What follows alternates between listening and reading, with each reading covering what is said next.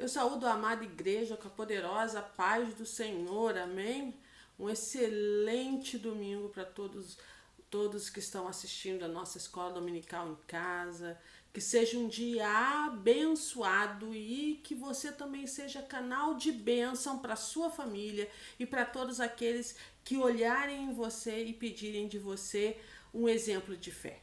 Amém? Nesse tempo em que nós temos que exercitar a nossa fé, que nós temos que exercitar o nosso relacionamento com Deus para que possamos passar por estes dias, que hoje, domingo, seja um dia abençoado para você, no nome de Jesus. Amém?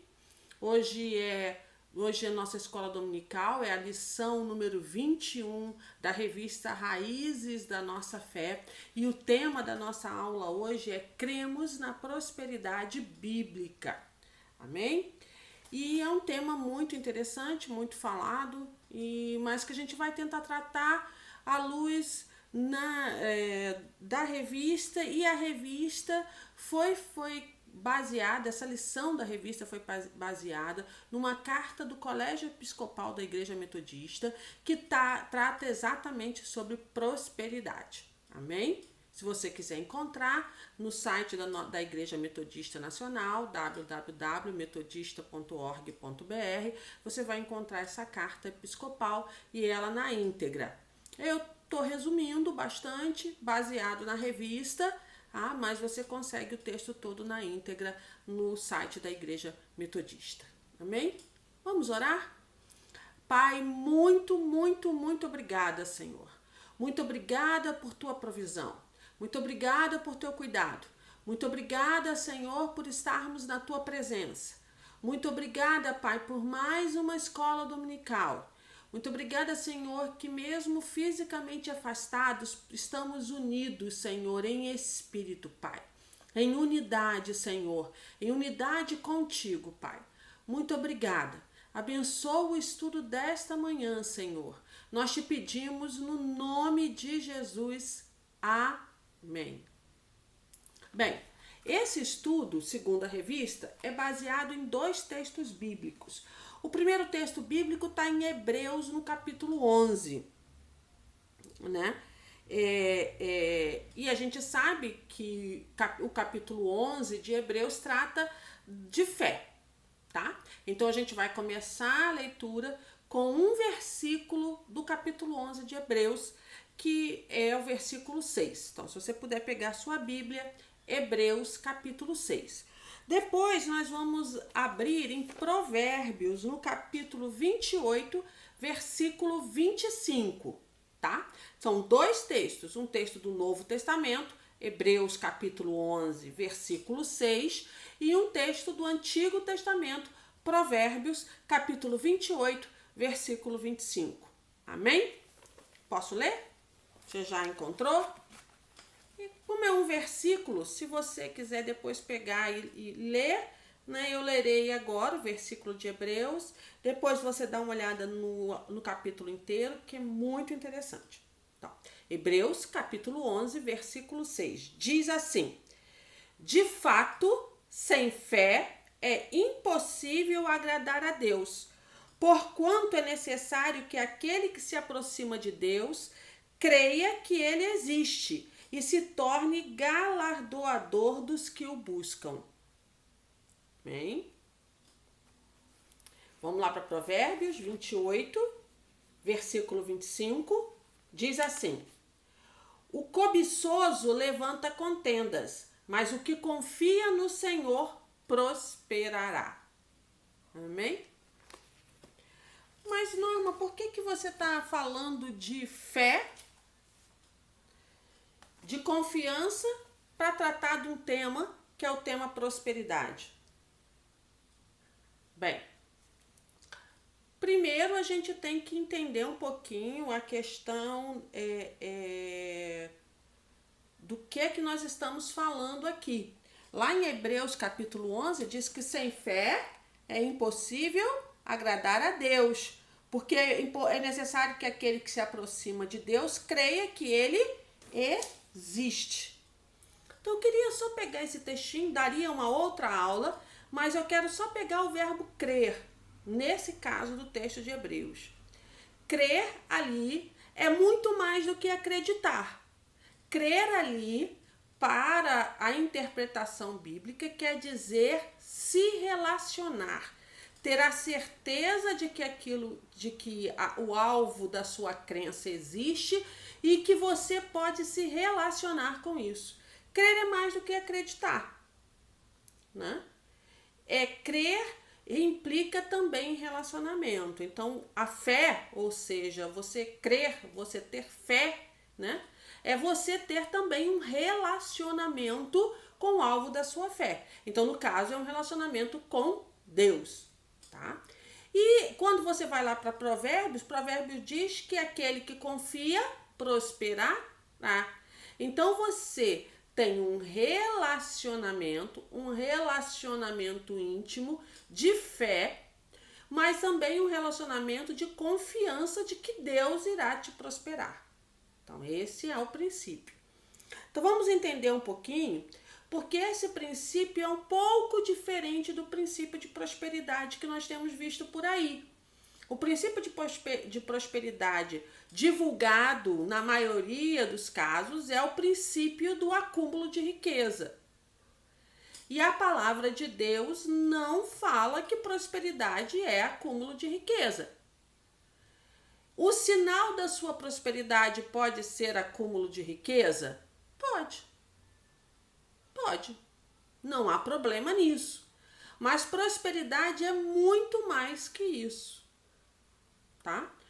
Prosperidade, quando a gente vê lá no texto de Hebreus e que se usa a palavra galardão, né? Galardoador, ou seja, Deus é galardoador. Deus é aquele que cuida, que consola e que compensa. Galardão, galardoador, né?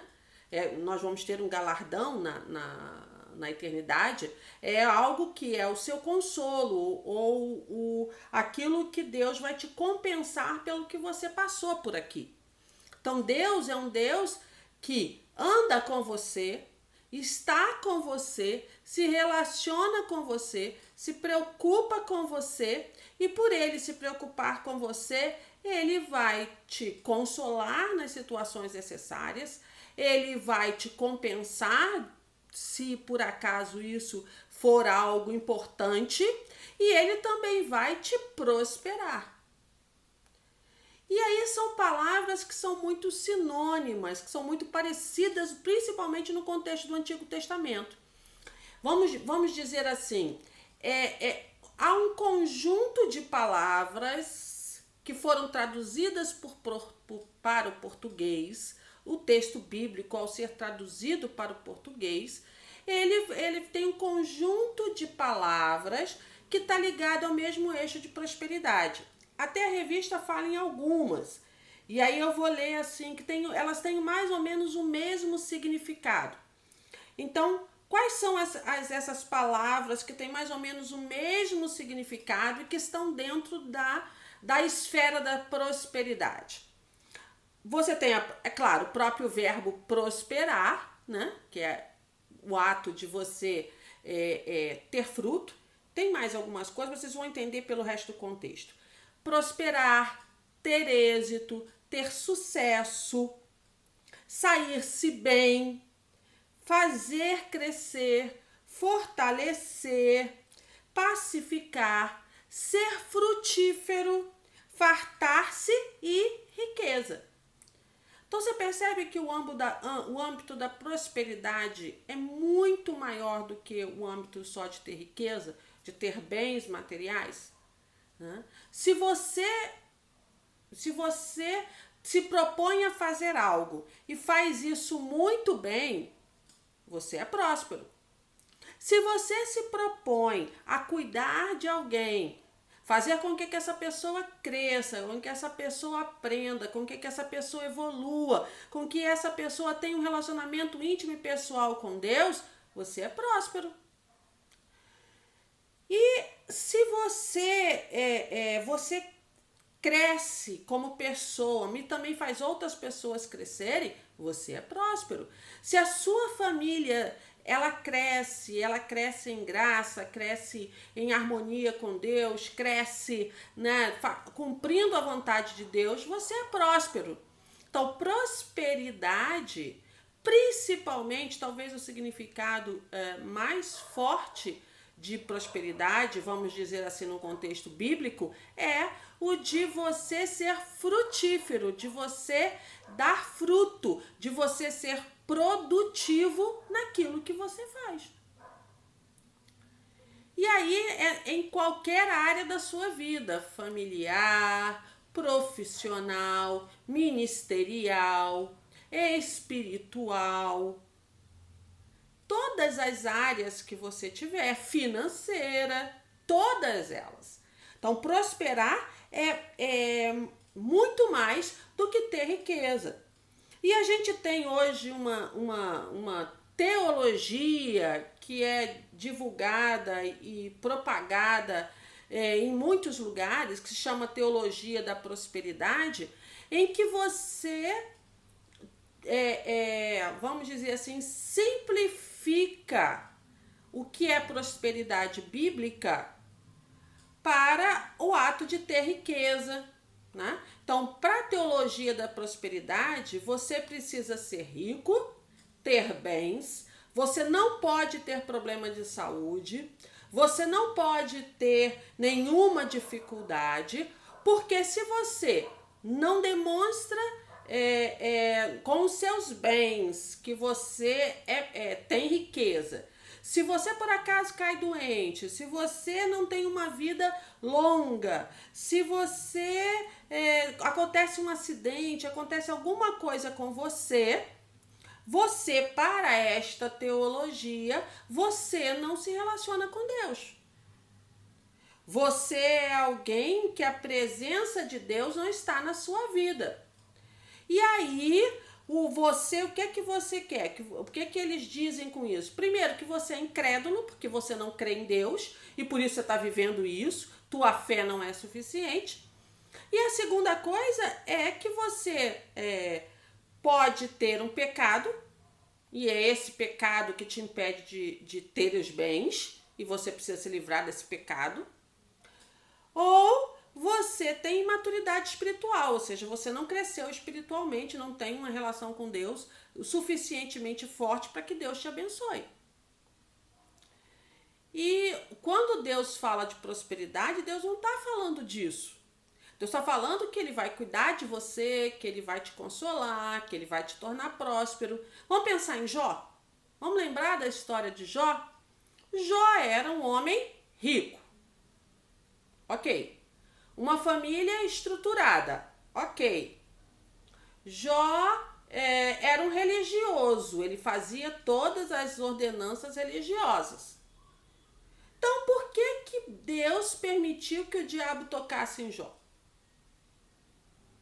Pelo princípio da teologia da prosperidade, isso jamais aconteceria. Porque Jó era um homem íntegro. E Deus esperou Jó, né? Você vai olhar o livro de Jó todo. Jó começou a questionar a Deus por que estava acontecendo isso com ele, já que ele tinha uma boa família, ele era rico, ele era um homem religioso, temente a Deus, que cumpria todos os princípios bíblicos do tempo dele. E por que aconteceu com ele o que aconteceu? Ele perdeu os filhos, perdeu os bens, perdeu tudo. Mas Deus esteve com ele nesse período todo em silêncio, esperando ver o que até os próprios amigos de Jó falavam. E quando Deus se manifestou a Jó, e aí nós voltamos a Hebreus, né? Jó diz assim: eu te conhecia de ouvir falar, agora meus olhos te veem. Ou seja, a fé religiosa que era um acreditar, não era um crer. Lembrando que eu falei no início, o crer de relacionar-se, de estar junto com Deus. E quando o relacionamento com Deus foi restaurado, restaurou-se todas as outras áreas de Jó.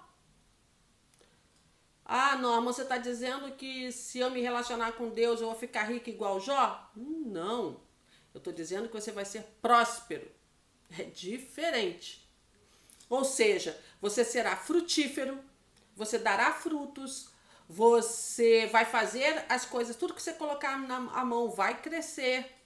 Você vai ser uma pessoa reconhecida pelos frutos que você dá e não pela riqueza. Você vai ser reconhecido por quem você é em Deus e não por aquilo que você tem. Entendeu a diferença? Ser próspero não é ter. Ser próspero é ser alguém em Deus. É ser a imagem e semelhança de Deus. É crer em um Deus que se relaciona, em que você confia e Ele te fará prosperar. Em muitas áreas, mas não necessariamente que você vai se tornar o homem mais rico da Terra. Há necessidade disso? Em alguns casos, se Deus te tornar o homem mais rico da Terra, Ele vai querer que você faça algo. Se a prosperidade bíblica se a prosperidade de riquezas fosse só para os que acreditam em Deus, não teriam tantas pessoas que não acreditam em Deus e que são muito prósperas em matéria de riqueza. Então, constroem riquezas na terra, mas será que elas constroem relacionamentos que duram a eternidade? Bem, aí é outra história. Tá? Então, cuidado com o conceito de prosperidade que está ligado ao conceito de ter bens, de ter riqueza, de ter a melhor casa, o melhor carro, nunca ficar doente, de você utilizar as melhores roupas, de você comprar as melhores joias. Cuidado com isso. Não procure essa prosperidade. Isso pode até ser uma consequência. Procure a prosperidade que vem de Deus, que é aquela que vai te fazer prosperar. E como é que é isso? Me relacionando com Ele. É muito legal também, aí a revista ela fala algumas coisas que também estão na carta. Ela fala assim que a Bíblia fala algumas coisas sobre prosperidade, né?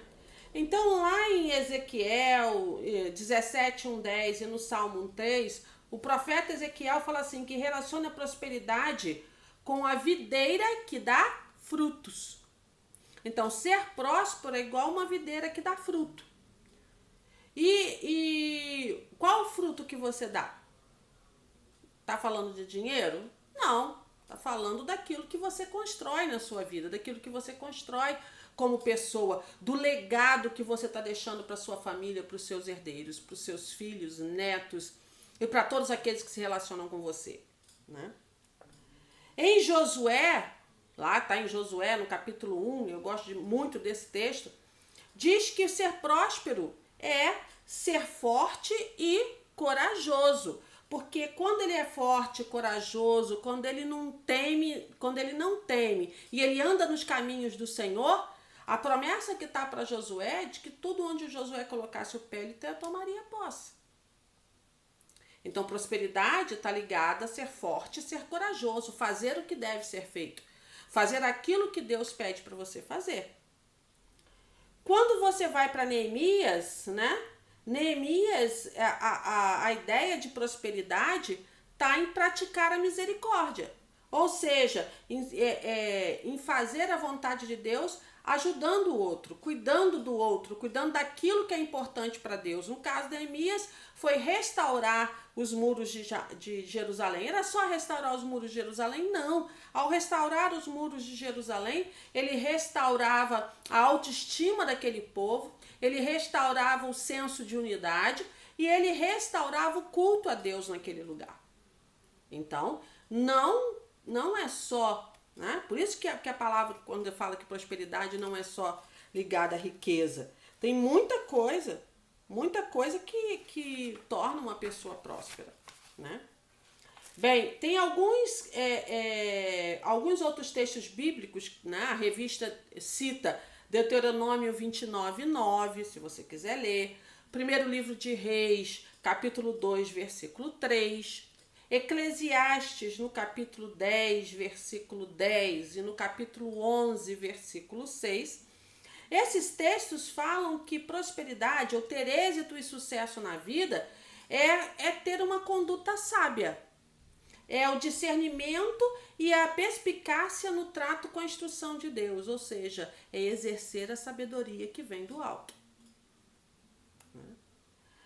Em Salmos 122, no versículo 6 e 7, diz que ter prosperidade é trazer paz ao mundo. Então, quando você é pacificador, quando você exerce a paz que excede toda e qualquer compreensão e você torna um ambiente calmo e em paz, você é próspero. E a revista também diz que uma pessoa é próspera quando essa pessoa ela imita o agir de Deus. Ou seja, ela exerce Gênesis 1. Você, eu e você somos a imagem e semelhança de Deus. E por isso devemos agir fazendo com que essa imagem e essa semelhança seja refletida na nossa vida. Forte, né? Muito forte isso. Existem também, a Bíblia fala que para você conseguir a prosperidade, e essa prosperidade bíblica, dar fruto, até riqueza, fazer crescer, todas aquelas coisas que eu falei no início, isso pode vir, né?